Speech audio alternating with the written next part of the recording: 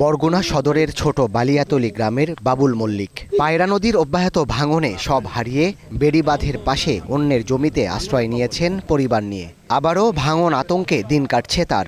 আমার জমা জমি যা ছিল সবই নদীতে চলে গেছে।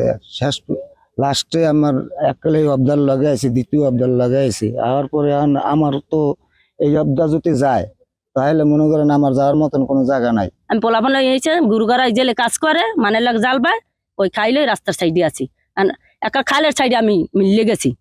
পায়রা নদীর আগ্রাসী ভাঙনে সর্বস্ব হারানোর আশঙ্কায় আরও অনেকে। এরই মধ্যে কোথাও কোথাও নদী গর্ভে বিলীন হয়ে গেছে বেড়িবাঁধও। যদি এই বেড়িবাঁধ ছুটে দেয় তা হাজার হাজার একর সম্পত্তি, ফসলি জমি সহ মাছের ঘের, গবাদি পশু এবং ব্যাপক ক্ষতি সাধারণ মানুষের উপরে আঘাত আনবে। এখন এই রাস্তা ঢালে আইছে, এখন আর যাওয়ার কোনো জায়গা নাই।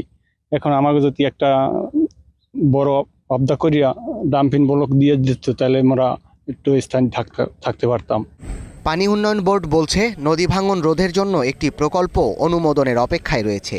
তবে জরুরি বাঁধ মেরামতের জন্য প্রস্তুতি রয়েছে তাদের। আমরা যে জায়গাগুলো ঝুঁকিপূর্ণ অবস্থায় আছে এখানে সবসময় আমরা ক্লোজ মনিটরিংয়ে রাখছি এবং কোনোভাবে যাতে এই বাঁধগুলো ভেঙে লোকালয়ে পানি প্রবেশ করতে না পারে, ফসলের ক্ষতি করতে না পারে, এজন্য আমরা প্রয়োজনে জরুরি ভিত্তিতেও কাজ বাস্তবায়ন করতেছি।